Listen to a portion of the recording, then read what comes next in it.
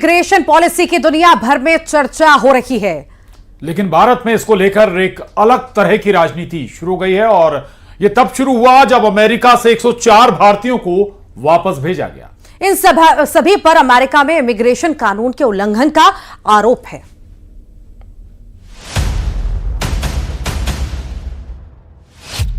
हाथों में हथकड़ी है, विरोध के सांकेतिक पोस्टर और नारेबाजी।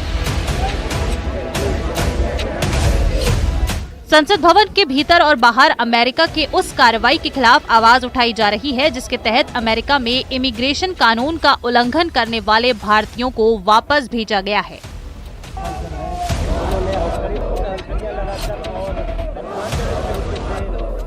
जिन 104 भारतीयों का पहला जत्था अमेरिका से अमृतसर पहुंचा है, उनमें हरियाणा और गुजरात के 33 लोग हैं। वहीं पंजाब के 30, महाराष्ट्र के 3 लोग शामिल हैं, चंडीगढ़ के 2 और यूपी के 3 लोग मौजूद हैं।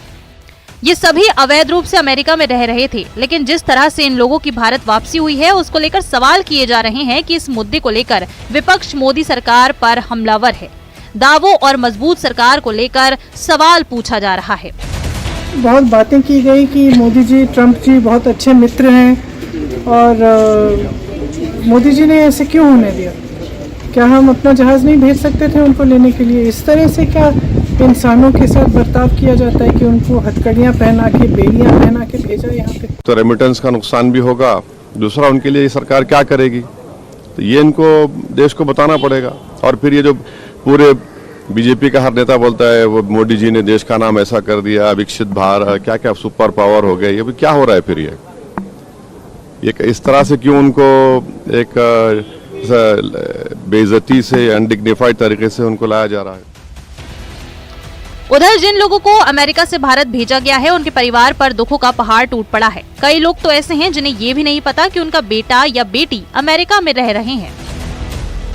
दवाई लगे कुछ दिन इस तरह, मतलब महीना कितने लग गया, महीना कितने लग गया, इस तरह करके 7 महीने लग गए जी जान च।